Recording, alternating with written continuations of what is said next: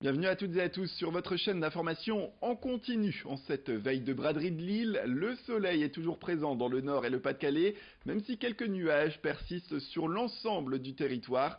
Les températures, elles, continuent de baisser, mais le temps reste encore agréable avec une moyenne de 26 degrés pour les maximales sur l'ensemble de la région Hauts-de-France. Votre météo, plus en détail pour ce jour et au plus près de chez vous, c'est tout de suite après cette édition. La braderie de Lille, on le disait, commence. Si le lancement se fera officiellement ce samedi matin, d'ores et déjà, beaucoup de visiteurs sont sur place.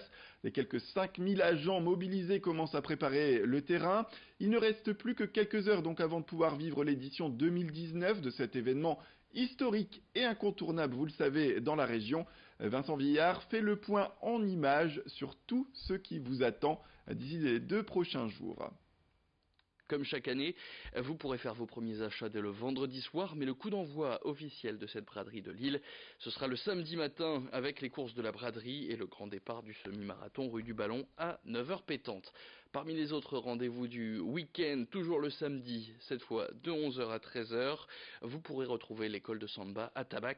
Elle se produira dans le cratère Place de la République. À quelques mètres de là, le Palais des Beaux-Arts organise sa braderie aux bandes dessinées. Vous retrouverez aussi de nombreuses animations du côté du musée d'histoire naturelle. Il y a la braderie des enfants aussi qui se tient du côté de la gare Saint-Sauveur, sans oublier évidemment la foire au manège. Elle se trouve sur le Champ de Mars et elle est ouverte de 14h à 4h du matin le samedi et de 14h à minuit dimanche. Prévoyez donc de bonnes chaussures si vous avez prévu de faire le tour de cette braderie. Elle s'étend en tout sur 180 hectares autour de la Grande Place jusqu'au parc Jean-Baptiste Lebas, sans oublier le Vieux-Lille ni la rue Gambetta. Dans ce périmètre, plusieurs secteurs. Si vous êtes plutôt à la recherche des antiquaires, rendez-vous sur les boulevards de la Liberté, Louis XIV et sur l'esplanade de la Citadelle. Le village des associations est lui situé porte de Paris et vous retrouverez aussi le village des commerçants, place Riour.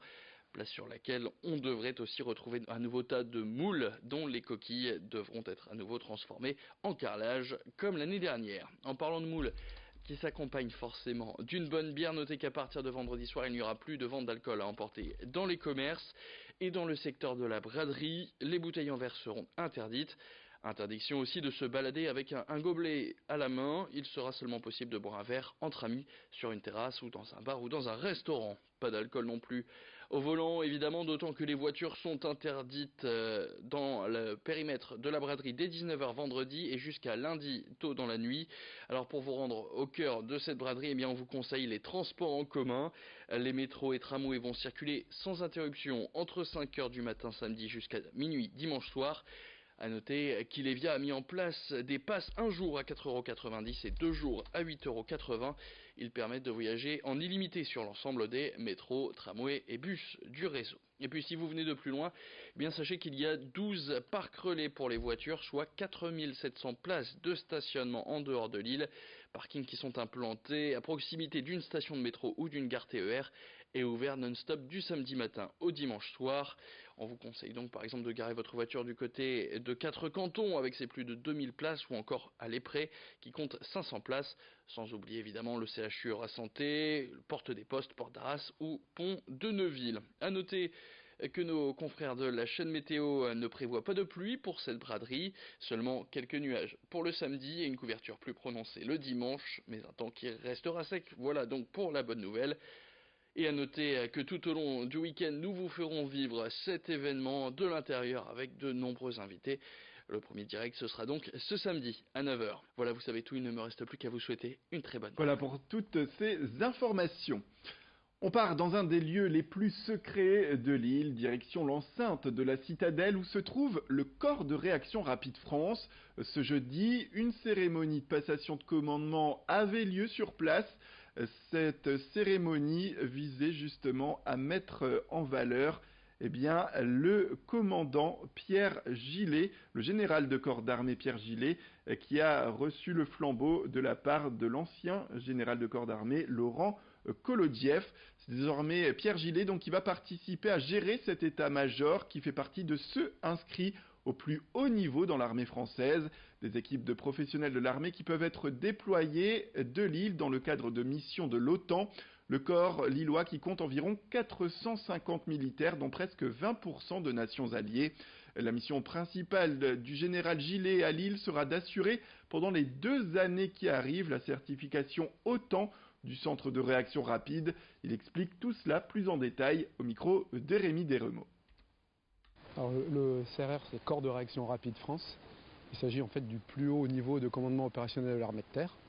Donc c'est un corps qui est prêt à intervenir partout dans le monde ou en Europe, et selon les ordres de la France ou de l'OTAN. Bon, une certification, c'est tout simplement la vérification par l'OTAN que nous sommes opérationnels selon des standards qui sont quand même assez exigeants, voire même très exigeants, dans tous les domaines possibles militaires, logistique, combat, communication par exemple, tous les domaines. Et puis on parle emploi dans cette édition. De nouvelles entreprises ont pris leur quartier à la PEPSO. C'est la pépinière d'entreprises de la communauté d'agglomération du pays de Saint-Omer. Dans des domaines très différents, on retrouve désormais donc des logos d'entreprises comme Le Carré Fantastique avec sa vente de carrés potagers, mais il y a aussi le bureau d'études GMT Ingénierie ou encore Presta Labo. Cette dernière entreprise qui propose, elle, de vendre, d'agencer et de vérifier les matériels de laboratoire. Bref, de nouvelles activités pour développer, on le disait, l'emploi sur ce territoire. Ce jeudi, un nouveau comité de sélection s'est d'ailleurs prononcé sur les prochains projets d'entreprise qui pourraient intégrer les murs. Nous sommes allés pour cela interviewer Sabrina Smati, la directrice de la PEPSO à Saint-Omer, qui revient sur l'arrivée de ces nouvelles entreprises. Oui, ça rentre, ça sort. C'est le but un peu de la pépinière, c'est d'accueillir des jeunes créateurs pendant les premières années de démarrage, donc au maximum 4 ans. Et donc on a des entreprises qui réfléchissent à leur sortie, qui vont sortir prochainement, qui sont sur des projets d'acquisition ou de location. Et puis des jeunes créateurs qui intègrent la pépinière. C'est comme ça depuis plus de 10 ans. On accueille des entreprises et puis après elles font leur vie sur le territoire. Voilà, c'est la fin de cette édition. Merci à toutes et à tous de nous avoir suivis. Restez avec nous, l'information continue tout de suite. Retrouvez comme promis vos prévisions météorologiques.